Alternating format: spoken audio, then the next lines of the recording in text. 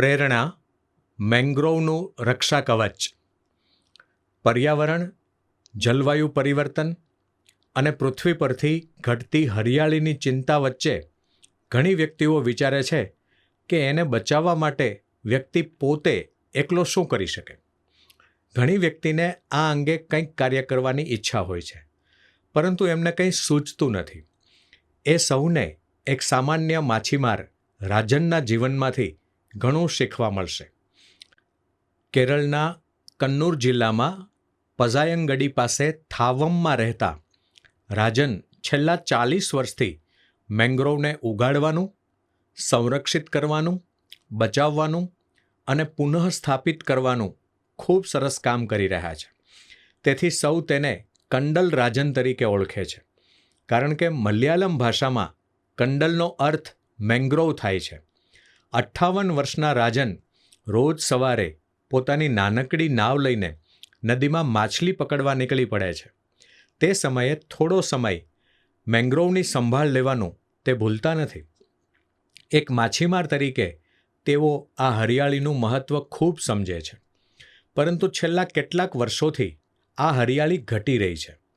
આ ક્ષેત્રમાં એમણે એમના જીવનમાં મેંગ્રોવની આશરે 22 પ્રજાતિઓ જોઈ છે, પરંતુ આજે તેમાંની ઘણી ખરી રહી નથી. પ્રોન અને અનાજની ખેતીને માટે મેંગ્રોવને મોટા પ્રમાણમાં કાપી નાખવામાં આવે છે. એ જોઈને એમને એટલું દુઃખ થાય છે કે તેઓ બની શકે એટલા વધારેમાં વધારે મેંગ્રોવના છોડ વાવે છે, કારણ કે આ મેંગ્રોવ એ માછલી, કરચલા, પ્રોન, સમુદ્રની અને સમુદ્ર સિવાયની ઘણી પ્રજાતિઓ માટે બ્રીડિંગનું સ્થળ છે. તેના દ્વારા ઇકોસિસ્ટમ પણ સારી રીતે જળવાઈ રહે છે. છીછરા મેંગ્રોવ એ નદી કિનારે ભેજવાળી જગ્યાએ થતા જીવજંતુઓ માટે એક છત્રનું કામ કરે છે, અને તેને કારણે પક્ષીઓ પણ ત્યાં આવે છે. તેઓ નાના હતા ત્યારથી મેંગ્રોવના છોડ વાવે છે. અત્યાર સુધીમાં એમણે કેટલા છોડ વાવ્યા તેની કોઈ ગણતરી એમણે રાખી નથી. ઇકોસિસ્ટમને સારી રાખવામાં તેમજ ક્લાઇમેટ ચેન્જનું નિયમન કરવામાં મેંગ્રોવ મહત્ત્વની ભૂમિકા ભજવે છે. કેરળ સરકારની ફિશરી ડિપાર્ટમેન્ટની વેબસાઇટના આંકડા મુજબ એક સમયે 70,000 હેક્ટરમાં મેંગ્રોવ હતા, જે આજે ઘટીને 1,942 હેક્ટરમાં જ રહ્યા છે. કન્નૂરના વન સંરક્ષક વિનોદ કુમારના કહેવા પ્રમાણે તો પહેલાં અડધો ભાગ સરકારનો રહેતો અને બાકીનો અડધો ભાગ લોકો વ્યક્તિગત રીતે તેમાં રોકાણ કરતા હતા. પરંતુ મેંગ્રોવનો વિસ્તાર ઘટી રહ્યો છે. અડધાથી વધુ વિસ્તાર લોકોના હાથમાં છે, જેથી તેનું સંરક્ષણ કરવામાં ખૂબ મુશ્કેલી પડે છે. મેંગ્રોવના છોડ લગાવવામાં ઘણી મુશ્કેલીઓ છે. તેમ છતાં રાજને ક્યારેય હાર માની નથી. તેઓ શક્ય તેટલો પ્રયાસ કરવામાં પાછીપાની કરે તેમ નથી. એમનો વ્યવસાય તો માછલી પકડવાનો છે, પરંતુ મેંગ્રોવની પ્રજાતિઓ શોધવી, તેના બીજ કે છોડ લાવવા, તેને લાયક જમીન શોધવી અને તેમાં વાવવા, અને એ પછી તેની બરાબર સંભાળ લેવી, આ બધો એમનો શોખ બની ગયો છે. મેંગ્રોવના ફાયદા સમજાવતા તેઓ કહે છે કે કેરળમાં વારંવાર આવતા પૂરને રોકવામાં એ ખૂબ મદદરૂપ થાય છે. સમુદ્ર કે નદી કિનારાનું ક્ષરણ થતું પણ રોકે છે. કુદરતી આપત્તિઓ જેમ કે આંધી, ચક્રવાત, સુનામી કે તોફાનના સમયે મેંગ્રોવ રક્ષણનું કામ કરે છે.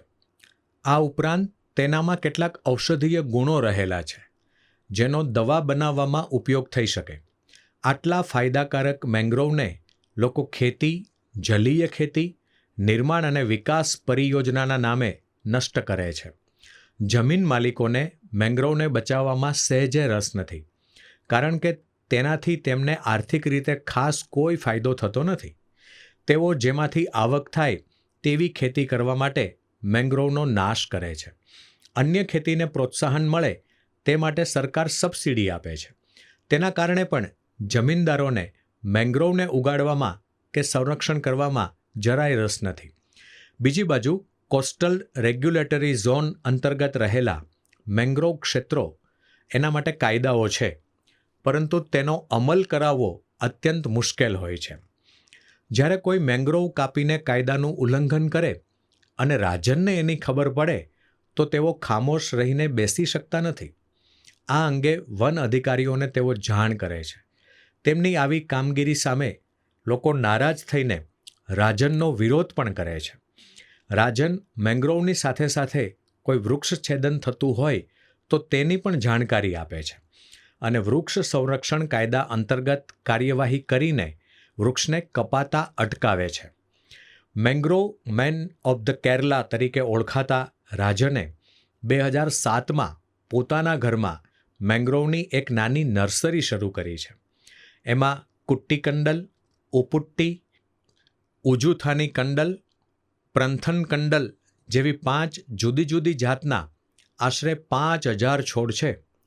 જે લોકો એની પાસે છોડ લેવા આવે છે તેને તે છોડ આપવાની સાથે તેની સંભાળ કેવી રીતે લેવી તે પણ સમજાવે છે. તેમણે ક્લબ, સ્કૂલ, કોલેજ, સંસ્થાઓ અને વન વિભાગ સાથે રહી ઘણું કામ કર્યું છે અને હજારો છોડ આપ્યા છે. માછીમાર તરીકે કામ કરતા રાજનના માથે થોડું દેવું છે, પરંતુ મેંગ્રોવના છોડમાંથી કમાણી કરવાનો એનો કોઈ હેતુ નથી. લોકો એક છોડના જેટલા પૈસા આપે તેટલા તે લઈ લે છે.